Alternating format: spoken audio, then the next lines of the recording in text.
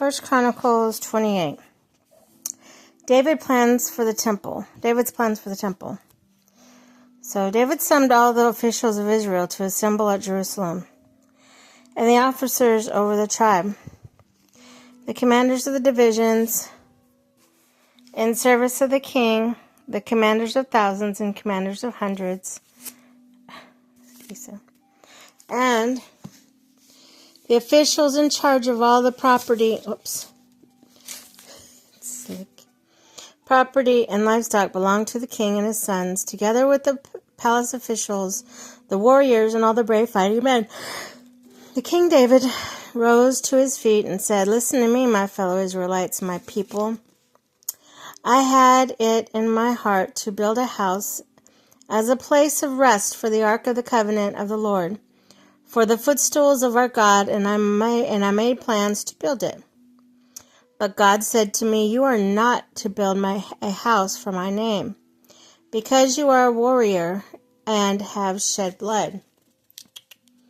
Yet the Lord, the God of Israel, chose me from my whole family to be king over Israel forever. He chose Judah as a leader, and from the tribe of Judah he chose my family. And from my father's sons he was pleased to make me king over all Israel. Of all my sons and lords he has given me many. He has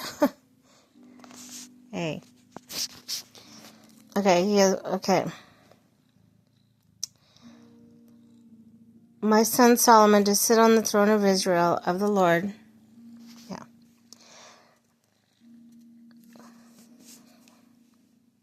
He said to me, 'Solomon, your son is the one who will build my house and my courts, for I have chosen him to be my son, and I will be his father. I will establish his kingdom forever, if he is unswerving at carrying out my commands and laws, as it is being done at this time.'"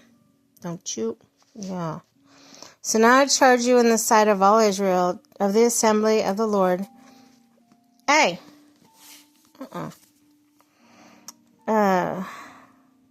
Lord your God, that you may possess this good land and pass on an inheritance to your descendants forever. And you, my son Solomon, acknowledge the God of your father and serve him with wholehearted devotion, with a willing mind. The Lord searches every heart. The Lord searches every heart and understands every desire and every thought. If you seek him, he will be found by you, but if you forsake him, he'll reject you forever. Consider now, for the Lord has chosen you to build a house as the sanctuary. Be strong and do the work." And David gave his son Solomon the plans for the portico of the temple, its buildings, its storerooms, its upper parts, its inner rooms, and he gave place of atonement. He gave him the plans of all that the Spirit had put in his mind for the courts of the temple of the Lord, and all the surrounding rooms, for the treasuries of the temple of God, and for the treasuries for the dedicated things. He gave him instructions for the divisions of the priests and Levites, and for all the work of the service in all the temple of the Lord, as well as for all the articles to be used in its service. He designated the weight of gold for all the gold articles to be used in various kinds of service, and the weight of silver for all the silver articles to be used in various kinds of service, and the weight of gold for the gold lampstands and their lamps, with the weight for each lampstand and its lamps, and the weight of silver for each silver lampstand and its lamps, according to the use of each lampstand.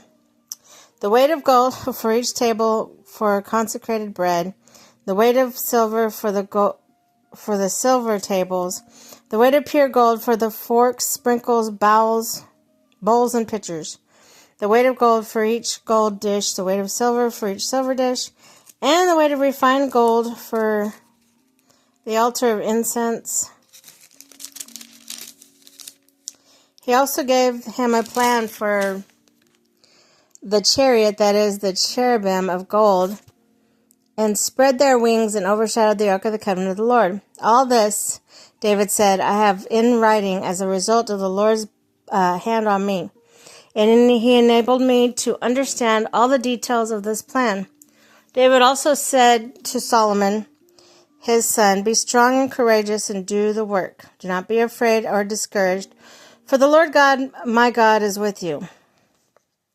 He will not fail you or forsake you until all the work in the service of the temple of the Lord is finished. The divisions of the priests and Levites are ready for all the work on the temple of God, and every willing person skilled in any craft will help you in all the work. The officials and all the people will obey your every command."